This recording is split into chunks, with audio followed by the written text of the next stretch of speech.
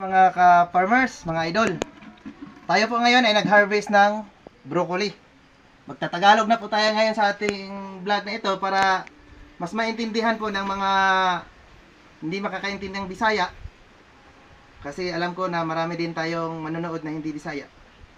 Ang gagawin po natin mga idol, ay yung pinagbalatan po nitong waste materials po ng broccoli, ay gagawin po nating foliar fertilizer, yung fermented plant juice.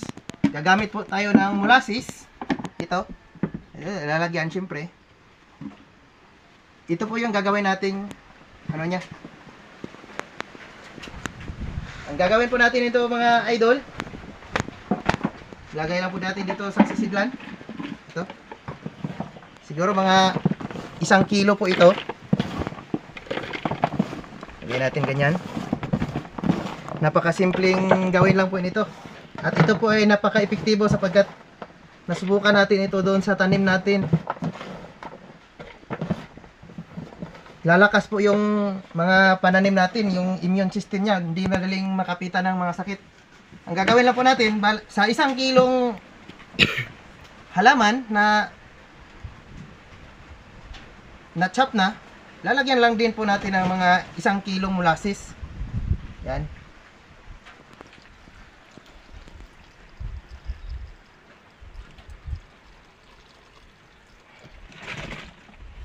Yan. Tapos paghaluin natin.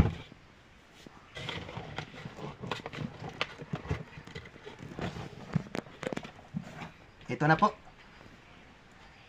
Ibuburo lang po natin ito pagkalipas ng mga 10 araw o mas mahigit pa.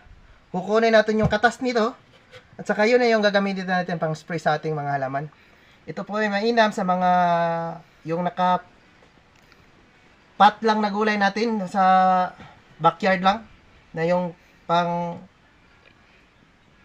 sariling ano lang natin gamit.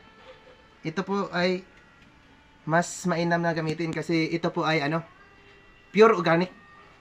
At saka yun lang po mga idol sa ating mga viewers dyan. Sana po ay may natutunan po kayo ngayon. Maraming salamat at magandang buhay. Ug iyayay.